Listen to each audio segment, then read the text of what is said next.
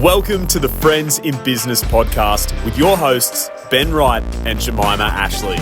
Ben, known as the sales strategist, and Jemima, our resident visibility expert, are here to share their wealth of knowledge and experience with a little fun along the way. Whether you're a leader, entrepreneur, or aspiring business owner, this is the podcast where we share everything we know about business to help you succeed. Let's get started. Welcome to the Friends in Business podcast.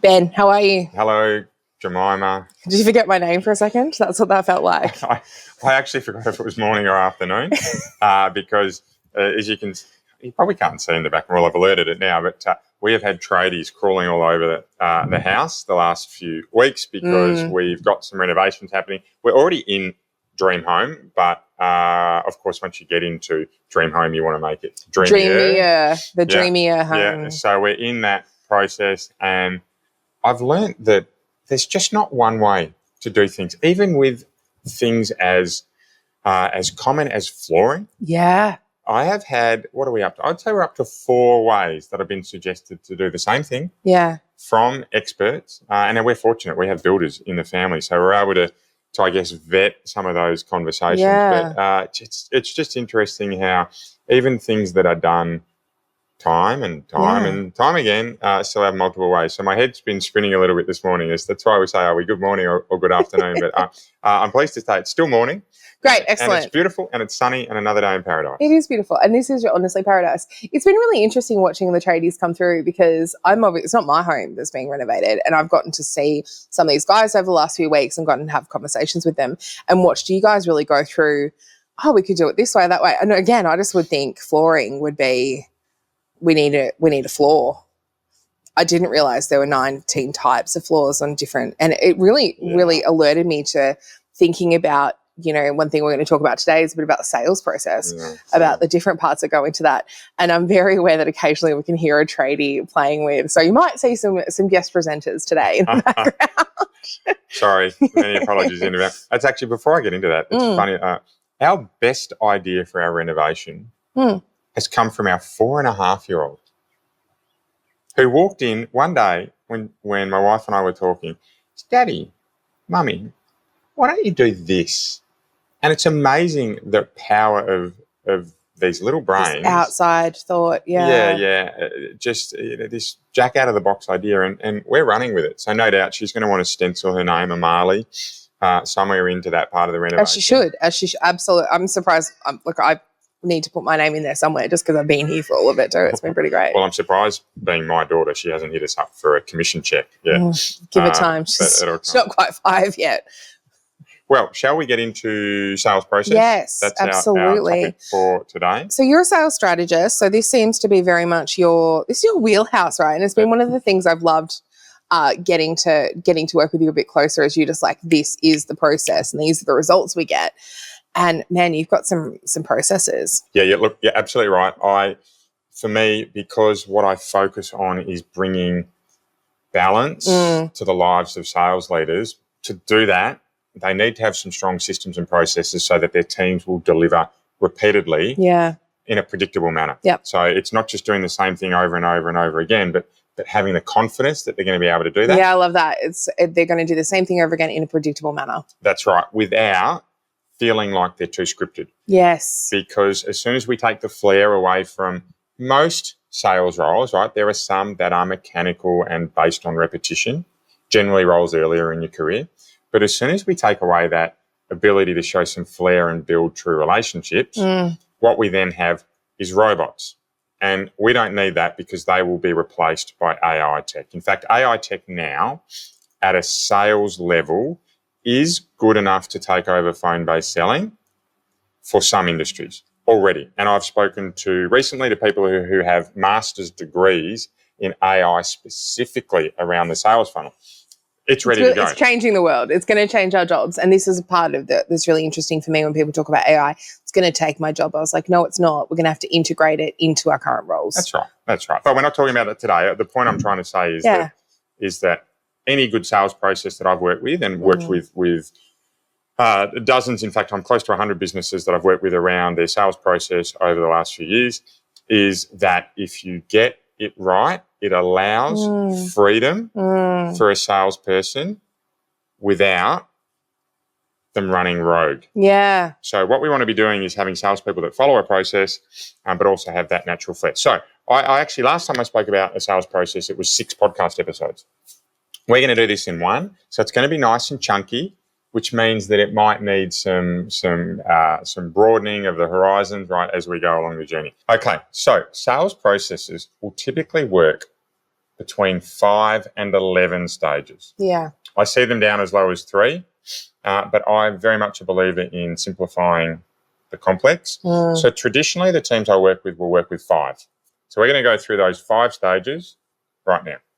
5 stages. Let's go. Number 1, lead generation. Yes. Right. So this is all about making sure that we have leads coming into our business. Yes. Traditionally, I will hear from a sales team the comment that says, isn't that marketing's responsibility? And my comment is always very, very predictable, that the best businesses I see at this have a quota for the marketing team and a quota for the sales team. Right. And in fact, any salesperson who can deliver their own leads will always have a job. You will always have a job if you can bring leads into your business. So the lead generation stage, this is where we look at how we're getting leads from a sales funnel point of view rather than a marketing funnel. You can certainly do it from both. It's what do we do when the leads come in? So how do we qualify them? What are the questions we're asking? What are our response times? What's our goal at the end of qualifying a customer? I've worked with a terrific business recently that was in the building landscape, and their goal originally in this lead generation process was to condition their customers around price. But what they found was that the customers weren't moving to the next stage effectively enough because they'd scared them away around price before they'd built a strong enough relationship and educated them on their service. And imagine bill shock is probably the number one thing. If you're not like, oh, we're $20,000, but it doesn't matter what you say after that. Unless you have already qualified the value, I think most people at that point will buck at price before, if you haven't qualified that enough. So qualifying value is important, but more important is to understand what your goals are of that process, because for some businesses, they actually do want to scare people off early. If people are just kicking tires and want the lowest price, they want to be clear with them that says, right, if that's what you're looking for, we're not your partner. So having those goals really clear, having KPIs set around what you're asking, how long you're going to take to get back to customers, and then most importantly, what your next stage is, i.e. getting it booked. Yes. Getting a meeting booked, for example. They are the key requirements out of a lead generation part of your sales process, right? What I do see businesses missing is actually just formalising that. We end up having leads come in and salespeople will just freeform. This question here, that question there, another question tomorrow. So we want to document that. Now, with all of these 5 stages, I'm going to talk a little bit around how we systemize it and how we build some processes in a moment. But let's go through the 5 stages. So number 1, lead generation. Yes. Number 2 is your meet and greet and your needs analysis. So I wrap them together. This is the first typically face-to-face meeting. Sometimes it's done over video. Sometimes it's face-to-face. Sometimes it's over phone. But this is that first meeting where we start to build rapport. That is generally the number 1 driver. We're going to be building rapport. And to do that, we need to be understanding what our customers want. Yes, 100%. So rapport is everything, especially when it comes down to, I'm going to give you money. We're going to trust each other here, for sure. So it's what's the problem I'm solving or the opportunity to capitalise on. We start to talk about decision-making timeframes, start to understand who the decision makers are. Yeah. And again, we need to have a process really clear here about what we step through with our customer. Yes. We're often collecting data through the meet and greet and the needs analysis so that we can go back and pull together our proposal. So it will often include a site visit or some real understanding around the customer's current situation. It's really important that we're looking at the outcomes that customers are looking for. So not just the problem to solve or the opportunity to capitalise on, but what needs to be ticked off through their decision-making criteria for this to be a successful project.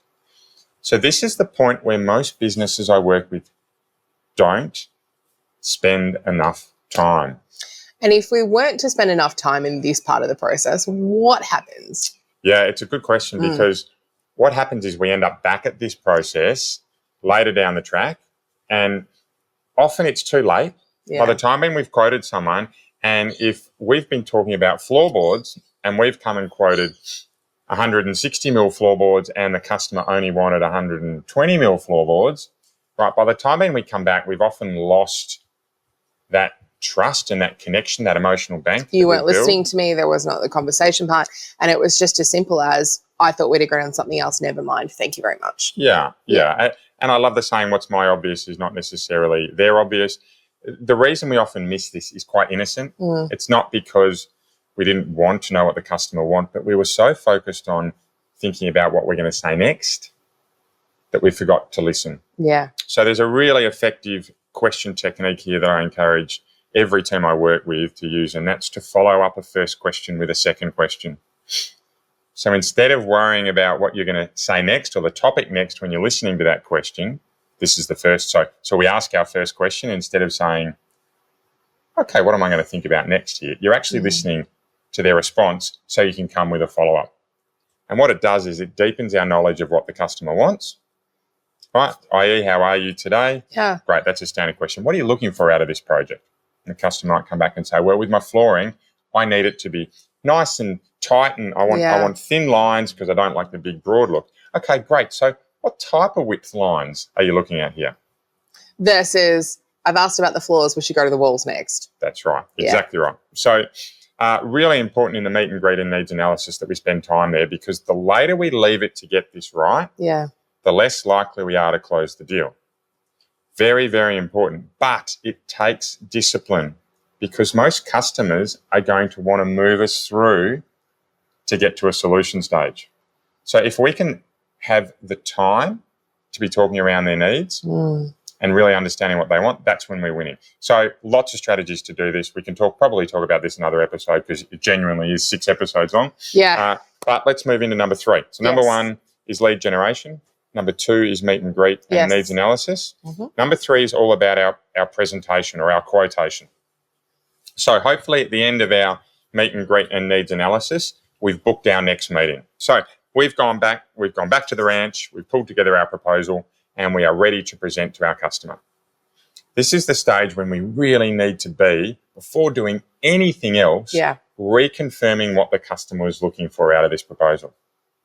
I'm just reconfirming that you were looking for 120 mil width boards in a light oak colour to be installed at this point in time, all right? And before we move any further, yourself and your partner need to be involved in the decision. So we're reconfirming exactly what they need, who's making the decision, and then finally when they're wanting to do it by. And just before I get into it, your home renovation is actually starting in 3 months' time. So we need to make sure that we're looking at a go, no-go around about 8 weeks before that. So we've got time to bring the product in, to cut it, to do our preliminaries and install it.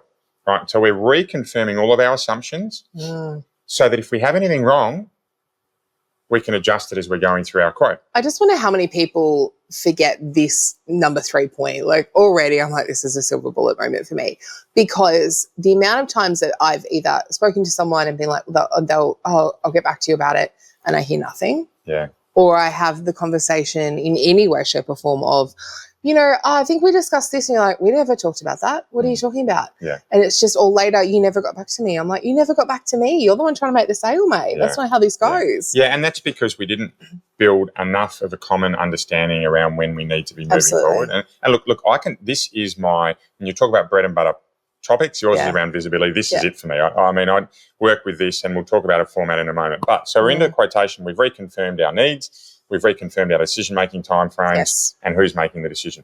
We're then presenting. We're presenting what's important. Right, this is really the piece when we start to talk about price, but also soft closing. And if we have confirmed with our customer exactly what a go, no-go looks like in our needs analysis stage, i.e., what do we need to be ticking off to have this moving forward, the quotation becomes really easy, because we tick off, here's what you said you needed. Here's our solution. Here's what else you said you needed. Here's how we've approached it. Here's the pricing we were looking around. Here's what we've got for you today. So we work through that quotation. I have a golden rule with any business that I work with, and that is, if you can present face-to-face. So that can be over video or that can be face-to-face. You take that opportunity because it also allows you to continue to build rapport. Yes. At this point in time, we also want to be looking at objections. Objections are best brought forward. There are so many sales teams that I work with that will try and avoid objections through speed of process or avoiding those questions. But what happens is we get so late down in the process that it actually stops the decision going forward. So by bringing them forward... I had a very visual flashback then to trying to buy a car, and the guy's like, and it will cost you this and you'll get this free thing and you're ready to sign, and he puts his hand out. And I remember looking and going, I don't have idiot written on my forehead. Like, firstly, slow down to please. No, we're not there yet. Yeah. We're absolutely not there yet. Yeah. So that's a high pressure. The first 10 moments, and bless him, but he didn't get the sale. What's interesting about that is I really like that there's this running towards the monster problem and going, we know what your objections are, because as good businesses we've gone through, we're not the cheapest, we're also not most expensive, but this is why you'll come work with us. We know why people are coming to us. And discussing that with them, going, why this might be slightly higher, these are the reasons why that looks like. This might be not the time frame, but this is the recurring issues. Why we'll have that. You're absolutely talking about bulls running towards a storm, cows running away from it. In this instance, the easiest way that I see teams bring objections forward is to ask a question along the lines of what's getting in the way for you to be able to make that decision. So even we do this all the time, and I still stumble with my words occasionally. Right, so if we can actually understand what is stopping our customers moving forward, we bring those objections out. But it's very, very important we do it when we have them face-to-face or on the phone or when we're talking about our quotation, because from that point forward, it gets harder to drive that real engagement around what's getting in the way. And then, of course, before we leave that meeting, we should be talking about decision-making timeframes again, right, and soft closing. So where are we at? How have we gone today? What's missing? Is there anything else I need to cover? What do you need to do from here to get this moving forward? Do you need to talk to your partner? Do you need to get decision makers internally within the business? Do you need to go to the board? Yes. Do you need to go to global departments? Right, often we will have local decisions are made at a global level, right? Do we need to go to the finance team? So we need to be making sure that we're soft closing as early as we can, right? And we do that through the objection handling process. So that's number 3. Number 4, we're starting to move into the close. Yes. So this is when objection handling actually comes to the fore, because customers will start to throw in more readily what's getting in the way of this happening. Now, we can work our darndest to have this done through the quotation process, the stage earlier. However, it doesn't always happen. So we need to be ready at the closing stage of our business to be asking for it. So many salespeople that I work with are afraid to ask for the business. Why do you think that is? From someone who works so heavily in sales, is it because it is that moment we're going to be now specifically asking you for some money, and that is where I'm going to trip up? This is what I tend to see. So a lot of my clients have trouble with, but then I have to ask them for the money. Yes, but that's how you pay your mortgage and you build your business and you're able to help more people. So for me, my experience is generally it's a fear of loss. Right, as salespeople want to lose something, but my comment to these people, there's a few around this, but the really important ones are, you've never really actually had anything here. Yeah. So you're not losing a deal because you've never won it, right? And we don't want deals in our pipeline just because unfortunately, salespeople are judged not just on their sales numbers, but also on their pipeline numbers. And those that have big pipelines that don't close are often regarded as not having strong enough skills to be able to bring that deal into the business. The second piece is, and this is really impactful for those listening, if you have a product or a service that you really back, doesn't matter how small or large you are, if you know it helps people or businesses or whatever your target type of customer is, the more time you spend with someone who doesn't need your help, the less time you have to spend with those who do. So take the fast I love that. The more time we spend with people that don't need our help, the less time we have to spend with people that do. That's right. I love that, because we're solving a problem. That's right. So we are better to take a fast no so that we can go and find the yeses. Yes. And it's okay to do that. I love that. Can we get that? I want that on a bumper sticker. Great. We should get a merch shop. Yeah, we're going to put that on your car, not mine. Okay, so last one, post-sale. We're looking into our key account management or our post-sale management. This is different for different types of businesses, but just because we've made that sale, we need to start looking at our one-loss deal reviews. So what went right, what went wrong, what can we do better next time?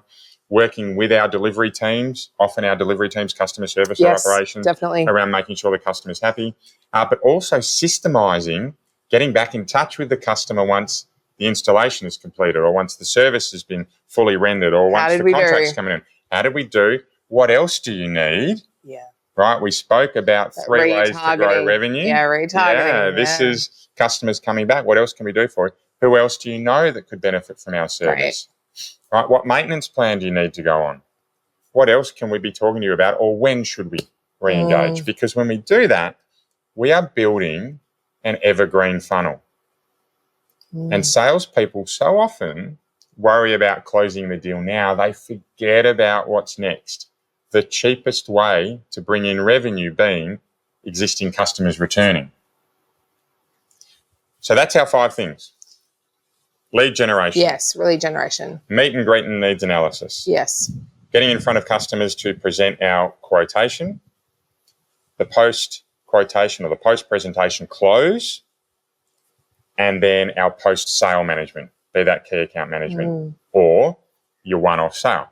Now, those 5 things are all wrapped around with ongoing approaches to objection handling. Yes. Really, really important. That is actually present through every single stage. It's not a stage on its own.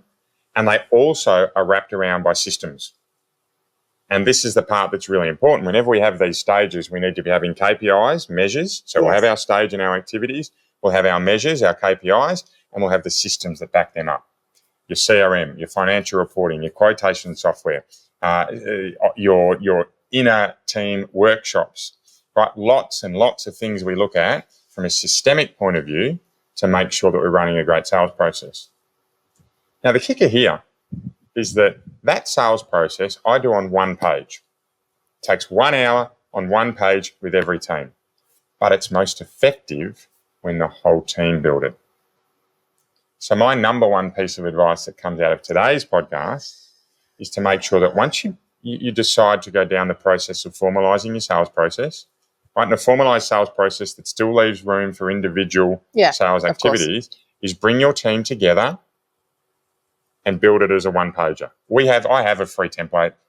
Everyone knows where I am. You can find that free template through the Stronger Sales Team's website. Right, we typically won't talk about that in this podcast, but recommend it. Go grab it. This is a unique situation. Yeah. Right, and it's very easy to do, but once you get that done, you'll actually see where your gaps are in your business because you'll see where the holes are. But you do it as a team. Everyone gets involved.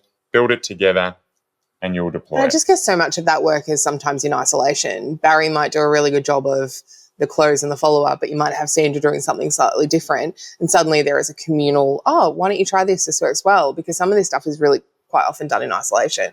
And we're just looking at that one sale or close. So it's a great idea to have the whole team doing it. The silver bullet for me today, really great question. I really love this idea of the fast no. They were never going to sign with you anyway. There's no loss here. That you spend more time here, you were never going to make the sale, keep going with it. Because I think there is that moment of, I don't want to get rejected for the price. I don't want it to be all this time's wasted. The time was wasted anyway. This is sunken time. There is a fallacy here that you had something to begin with. Let's try. Good. That would be my takeaway. Excellent. I like it. Got a question for you. Sure. Can you make friends in sales? Oh, absolutely. I think there is very little differentiation between really good business relationships and friendships. Agreed. In a number of circumstances. But I also think we need to be careful that we don't blur the lines when a business relationship is more appropriate than a friendship. Yes, agreed. Agreed. Excellent. Well, nice way to segue out today. We have been your friends in business. We look forward to talking to you again in a week's time. Bye for now. Thanks, guys. I've been tried and you know I've been tested.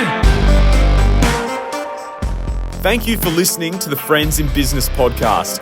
This episode was brought to you by your hosts, Ben Wright and Jemima Ashleigh, recorded in beautiful Noosa, Queensland. For more insights and resources, visit Ben at strongersalesteams.com and Jemima at jemimaashleigh.com. If today's podcast has helped you, we'd be so grateful if you could leave a review and share with someone you know. This will help more people in the world benefit from the hard work we're putting in to bring you the best content we possibly can.